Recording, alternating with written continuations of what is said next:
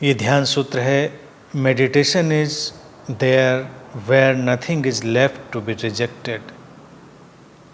ध्यान वहाँ है जहाँ कुछ भी छोड़ने के लिए नहीं बचता।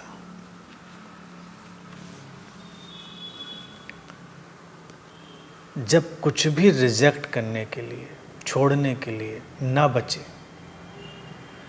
तो ध्यान वहाँ पर स्वाभाविक रूप से प्रकट हो जाता है। जीवन में हम कभी भी इस टोटल एक्सेप्टेंस को नहीं जीते। हमेशा हम कुछ चुनते रहते हैं, हम कुछ छोड़ते रहते हैं, और अक्सर इस दुविधा के कारण हमारे अंदर जो द्वंद्व पैदा होता है वो ध्यान को घटने नहीं देता। क्योंकि जीवन में जो है सो है, यहाँ छोड़ने की कोई ज़रूरत नहीं है और ना पकड़ने की ज़रूरत है। दोनों साथ साथ हैं। अगर पकड़ने की ज़रूरत है तो छोड़ने की ज़रूरत है। हम मानसिक रूप से कुछ भी रिजेक्ट करने की अब उस ज़रूरत में नहीं रह गए। जो घटनाक्रम है, जीवन का प्रवाह है, वो अपने आप चल रहा है। हमें उसका पूरा स्वीकार है। तो ये अगर चित्त दशा हमारे अंदर बने तो ये बड़ी खूबसूरत चित्त दशा है, और ये ध्यान की एक गहरी दशा में हमको स्वाभाविक रूप से ले जाती है। जे कृष्णमूर्ति इसी बात के लिए चॉइसलेस अवेयरनेस शब्द का उपयोग करते थे। चुनाव रहित सजगता। चुनाव रहित अर्थात हम अब चुनना बंद कर देते हैं। हम नहीं चुनते हैं कि क्या चुनें क्या छोड़ें। चुनना छोड़ दिया, जो है उसका स्वीकार किया। अब फिर भी व्यक्ति को दिखेगा कि जो व्यक्ति इस दशा में जीता है वो भी कुछ छोड़ता है, कुछ पकड़ता है, लेकिन वो बिल्कुल फंक्शनल होता है। उसका मानसिक उसके ऊपर प्रभाव नहीं होता। अब जैसे जीवन में हमें सांस लेनी है, सांस घटती है, तो सांस भीतर गई और बाहर गई, यानी कि सांस ली भी गई, छोड़ी भी गई। लेकिन ये सांस का बाहर जाना रिजेक्शन नहीं है। रिजेक्शन एक एटीट्यूड है, रिजेक्शन एक मेंटल एटीट्यूड है, मानसिक ढंग है कि हम छोड़ रहे हैं। ये तो छोड़ना घट रहा है।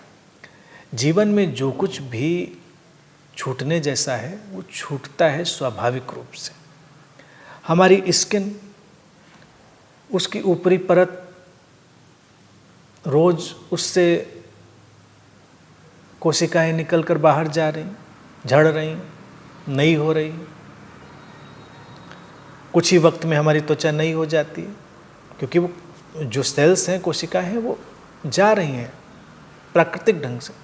हम उन्हें रिजेक्ट नहीं कर रहे। हम सोचें कि इसको जाना चाहिए तो रिजेक्शन होगा। तो किसी भी तरह की जो स्थिति जीवन में है उसको सम्मान के साथ स्वीकार करना सीखना होगा। वो रिजेक्शन के मेंटल एटीट्यूड को बंद करेगा।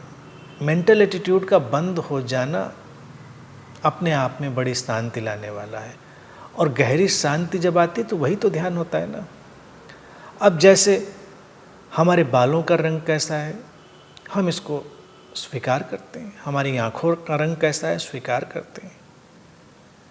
लेकिन समाज में हम जो रंग भेद देखते रहे अतीत में और आज भी कहीं ना कहीं घटता ही है, वो रिजेक्शन का एटीट्यूड है। हमको लगता है ये रंग नहीं चाहिए, ये रंग चाहिए, ये अच्छा है, ये बुरा है। यहाँ सब अच्छा है, अपने अपने ढंग से सब खूबसूरत है, सुंदर है। तो उसको देखना, वो उस रिजेक्शन के एटीट्यूड को बंद कर देना। और जीवन जैसी भी परिस्थिति लाता है हमने स्वीकार की। जीवन उस परिस्थिति को अपने साथ ले जाता है, हमने उसे भी स्वीकार किया। अपनी तरफ से हम किसी भी बात को धक्का देकर बाहर फेंकना नहीं चाहते। वो फेंक जाती है। जैसे अब कोई पूछे तो क्या हमारे जीवन में तनाव आए, हिंसा आए तो हम उसको रिजेक्ट ना करें? इस पर ज़रा हम अगर ठहर कर सोचेंगे, तनाव और हिंसा का एक दबाव है। अगर हम उसे स्वीकार करते हैं तो वो नैसर्गिक रूप से ही हमसे अलग हो जाएंगे। वो अपना काम पूरा करेंगे, काम पूरा करके वो विदा हो जाएंगे। उनको भी रिजेक्ट करने की ज़रूरत नहीं है कि हम कहें कि हमको रिजेक्ट करना है, क्योंकि उनका दबाव है। जीवन हमेशा सुंदरता की तरफ जाना चाहता है, जीवन हमेशा एक संतुलन की तरफ जाना चाहता है, जीवन हमेशा एक स्वतंत्रता की तरफ जाना चाहता है।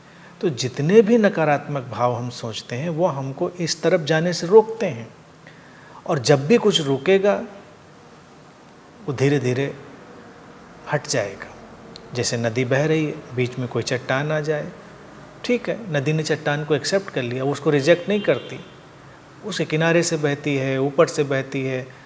ज़्यादा देर पानी ठहरा रह गया तो चट्टान में दरार पैदा कर देता है, उसे तोड़ देता है, उससे बह जाता है, क्योंकि बहना जीवन का ढंग है। तो जीवन बहेगा, उस बहाव में जो चीज़ भी अटकाव पैदा करेगी वो विदा हो जाएगी।